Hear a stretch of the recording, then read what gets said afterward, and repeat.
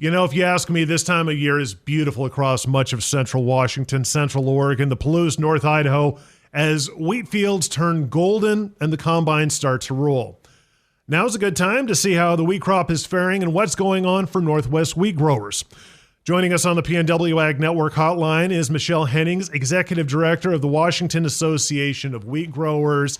And Michelle, how are things looking for growers, not only from a quality perspective, but other things out there that can impact growers? Well, I'm going to start with the crop conditions. Currently, we're 66% winter wheat harvested and 32% spring. We're really, according to USDA, falling in the fair good categories. I'm hearing from farmers out west that there was quite a bit of frost damage that occurred in late spring. And I'm also hearing anything from above crop average to terrible. The winter wheat conditions in the Palouse are supposed to be really good. And then as you move to Yakima and Klickitat, it is probably average to below average. We farm in Adams County, and we had some frost damage, and so we saw a slightly below average yield in the area. Since the state is very variable and it has the wide range of climates, and it means that the growers have to deal with different weather complications or successes on essentially a county by county basis. While some areas were adversely affected by cold, the others were struck by last month. I don't know if you recall, but we had over 100-degree weather, which really could damage the spring wheat as it's, growing. Michelle, it seems like right now is a very difficult time between low wheat prices and high input costs. That's probably wearing on a lot of wheat growers. Well, right now, wheat prices are at a low. It hasn't been this low for years. That is a big concern for farmers. I'm hearing from $1.50 to $2 below break-even point, with input costs high. For fuel, equipment, repairs, fertilizer, it's a really scary time for farmers. It's going to be a tough year. There probably some of them will have to sell at this price. There will be some that have some crop insurance to help. And that's how I cannot stress enough how important crop insurance is to farmers at this time. There's just a lot of concern for farmers out there. And, we're hoping that, state and nationally they recognize this, and we can potentially, looking at Farm Bill, it's important that they pass a Farm Bill because, as you see, things aren't good out there right now, especially when it comes to price versus input costs. Michelle, I hate to put words in your mouth, but it seems like 2024 seems to be pretty hard for growers across Washington just to make ends meet. Am I right or am I wrong on that one? It's not. And, if you remember in 2021, we had a terrible drought. And, we only produced 87.1 million bushels that year.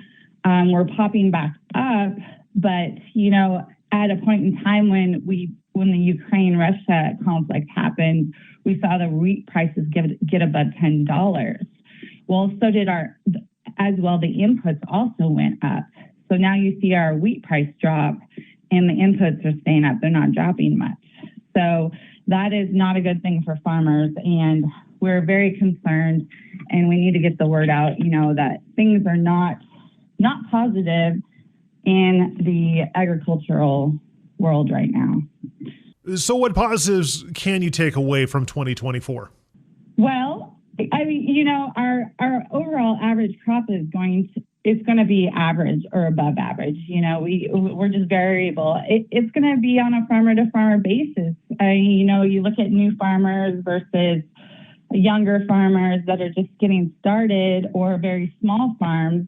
The price versus inputs are going to be very concerning. And so you have someone that has been well established, they might be able to, endure a year of,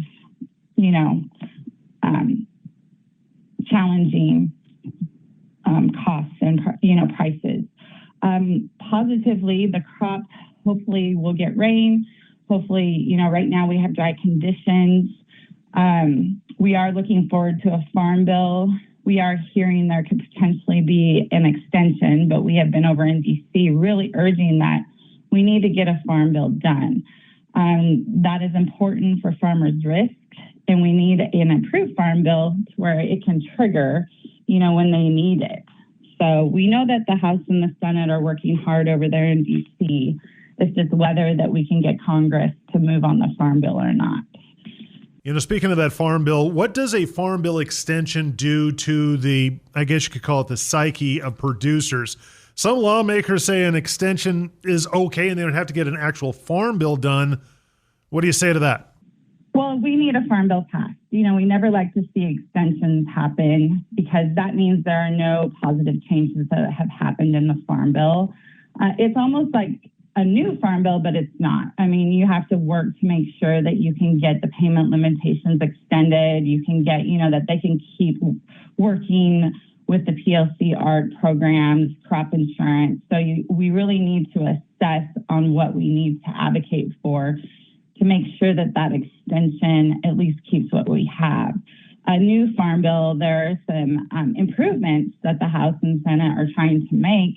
And so we would like to see that new farm bill because we feel that it would be an improvement to the farmers and an improvement to the farm bill. So we really would not like to see extension, but we also want to make sure that we get those improvements and get them done. Michelle Hennings, Executive Director of the Washington Association of Wheat Growers, thanks so much for joining us right here on the PNW Ag Network.